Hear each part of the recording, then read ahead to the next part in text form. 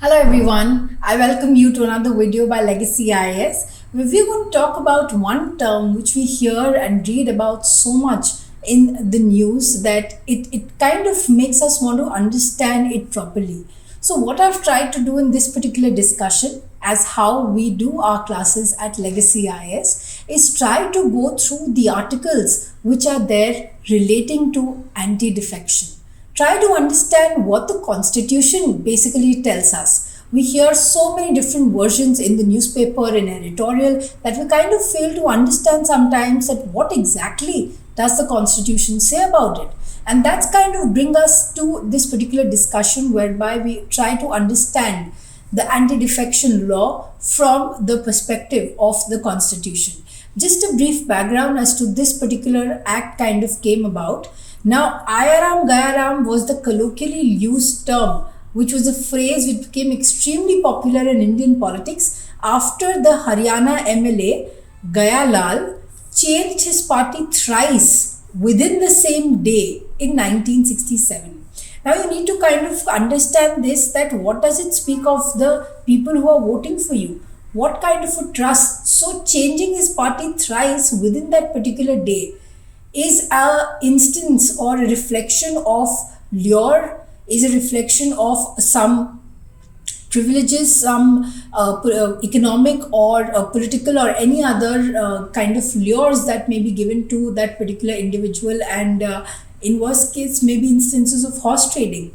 So all of this is a reflection of how the political society or how the politics of India was moving, and that's when we came to the conclusion that we have to come up with this particular law which will prevent such political defections that may be due to reward of office or any other similar conditions. That is something that has to be prevented. So then the constitutional provisions came up. Accordingly, the 42nd Constitutional Amendment Act of 1985 called for disqualification of both MPs, members of parliament, as well as MLAs, the member of state legislature, on the ground of defection from one party to another. So this particular Amendment Act kind of brought before this idea that if there is too much of movement of members of either the parliament or the state legislature from one political party to another, then that will become a ground for disqualification of member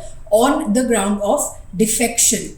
So accordingly, we added the 10th schedule to the constitution dealing with anti-defection. And later on, much later, we had the 91st Constitutional Amendment Act of 2013, which omitted a particular provision pertaining to disqualification on ground not apply in the case of split. This is something that we'll do towards the end of our discussion today. Now, as far as the Schedule 10 is concerned, it says that the disqualification on the ground of defection, so a member of a house belonging to any political party shall be disqualified for being a member of the house if that particular person gives up voluntarily membership of such political party. So now what does it mean? That someone who has become a member of the house, having contested from a particular political party, after winning the election changes or voluntarily gives up the membership of that political party. Or the other ground for defection is that if that particular member votes or abstains from voting in such a house, which is against the decision of that particular political party. Okay, and even if he does so, that without the instruction of the political party, if he chooses to do such a voting or remain absent from such a voting, that has to be intimated 15 days prior to such voting or absenteeism. Sudden mention of going against the political decisions, the party decisions of that particular political party, and then voting or remaining absent from that particular voting, that is something that can also be treated as ground for defection. There is a position of the whip, who is basically going to look after the performance of each of its political members, its party members, who's voting for whom, who's kind of supporting a particular bill or not supporting a particular bill or being absent. All these things are kind of noted by this particular whip. So here we have the provisions of 10th schedule also talking about not just elected members or members elected from a political party, but what about the nominated members? So where this particular person is a member of any political party on the date of his nomination, as such member be deemed to belong to such political party, or in any other case be deemed to belong to that particular party if he becomes, or as the case may be, first becomes a member before the expiry of 6 months from the date on which he takes his seat. It means what? That today if you have been elected on the ground that you are a nominated member, or you have been nominated, the word is not election, you've been nominated and then you join a political party, okay, within a period of less than 6 months, that is when it becomes a ground for disqualification, because then you are basically nominated, you're not elected, and then that political party also gets one member additional in their member of the house or the state legislature. Now what happens in the event of a merger? So the 10th schedule also talks about disqualification on the ground of defection in the case of merger. So now a member of the house is not going to be disqualified if its political party merges with another political party and he says that I belong to this earlier political party. So my allegiance was to the previous political party, but now if the party has merged with another political party, that does not involve my disqualification.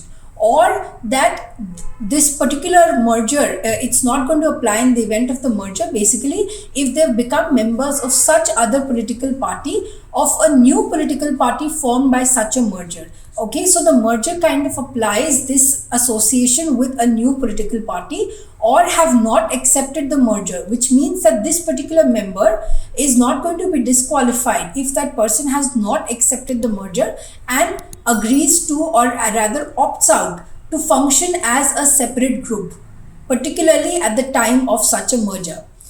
Moreover, the merger of the original political party shall be deemed to have taken place if and only if. So this merger, the condition for this merger is eligible, or rather is acceptable, if not less than 2/3 of the members of this particular political party has agreed to such a merger. So there are also constitutional requirements and mandates with regards to this. However, the exception is that the constitutional positions that are there of the speaker, deputy speaker, chairman, deputy chairman of both the center and the state, they shall not be disqualified, okay, under this schedule if by reason of his election they voluntarily give up the membership of that political party, okay, to which they were belonging just before the election, as long as he continues to hold office or rejoin any other political party or become a member of that political party. So this kind of an exemption is being given to these particular constitutional posts to kind of understand,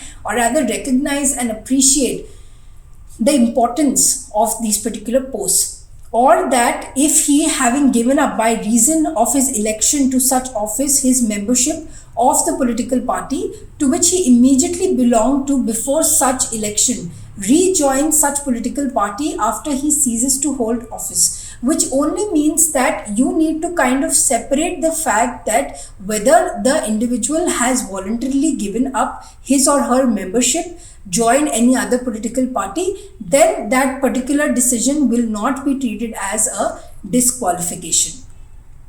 Now the constitutional provision relating to what happens in case there is a dispute as to whether this person is actually disqualified, should be disqualified or should not be disqualified. So in that sense, if such a question arises, okay, whether this particular person is subject to such disqualification, this final decision is going to be the prerogative of the presiding officer, which is going to be speaker in the case of the Lok Sabha or chairman in the case of the Rajya Sabha.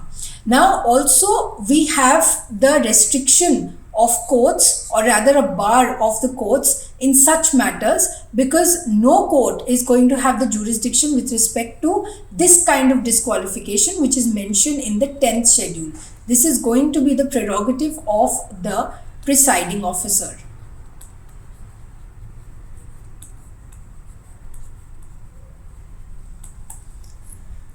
Also, the presiding officer can make the necessary rules so that they can give effect to the provisions of the schedule. Now, as soon as such rules are made, they need to be presented before the house, the respective house, within 30 days. Okay, this 30 days can be for one session or two sessions, but they have to be basically approved, and only after that they will be implemented if such rules are being made by the chairman or the speaker for that matter. Now, a member of either house of the parliament belonging to any political party who's been disqualified on grounds of election will automatically be disqualified to become a minister. If that person does not continue to remain a member of the house, then obviously there's no question of being a minister. Moreover, the member of either house, okay, belonging to any political party disqualified on ground of election is also disqualified to be appointed as a minister. So this holds true both for the center as well as the state. We had an amendment, like I was telling you, in 2003 by the 91st Constitutional Amendment Act, which said that a member of either the parliament or the legislature which belongs to any political party also disqualified on ground of defection shall also be disqualified to hold any remunerative political post. Now, what is a remunerative political post? A post under the center or the state, okay, for which you basically, a political post for which you basically get money out of the state or the central funds, okay. So you're not going to be eligible for any such remunerative political post. Moreover, pertaining to the exemption of the disqualification in case of split, this particular provision has been deleted, which means that defectors have no more protection on grounds of split. So if there are splits, the kind of protection that was being given to you, that no longer is being enjoyed by you, and that exemption is kind of taken away. Now, let us try to understand that what are the uses? Why do we have such a law in the first place? First is we really need to have some stability of the government. Unnecessarily, if continuously we have members shifting their allegiances, it becomes very problematic to run a country. Also, the loyalty, accountability, trust that is being given by the citizens to these members should be respected, and that can be done through anti-defection. We are trying to promote some kind of party discipline through this particular process of anti-defection, whereby you attend the sessions, you vote in a certain way, there's some kind of certainty and also discipline. Now, this particular anti-defection allows the merger of political parties without disqualifying a member of the ground of defection. So because a political parties, two parties have come together, does not necessarily mean that you will be disqualified. It also helps in the reduction of corruption. Like I was telling you at the very outset, that such constant shifts kind of indicate towards horse trading, and we need to kind of curb that through this law. It also provides a procedure for anyone who defects the party. Like I mentioned, that the presiding officer can come up with rules. So there's a structured process, a systematic process through which it is done. But of course, it's not free from criticism because it is against democracy. It kind of enforces, it kind of decides as to who will become which part, and they can be disqualified because they've shifted their allegiances. It kind of weakens our systems of checks and balances as well, upon from the executive to the legislature and vice versa. It can affect our process of nation building. There sometimes is too much of delay as far as disqualification is concerned. The delay in the decision making sometimes really kind of loses its efficacy. The entire disqualification process is often done by people, or rather by individuals, and they don't really have the expertise to kind of take a final call in this regard.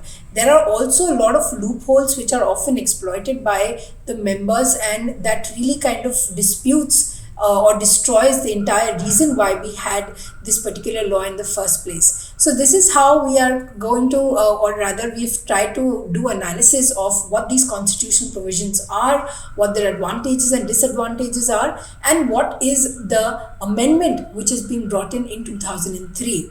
I hope you are not going to defect from the videos of Legacy IAS and continue to be with us. So subscribe for more such videos by Legacy IAS. Let me know if you've enjoyed and benefited from this discussion by liking it, and also share it with your fellow friends. Thank you so much.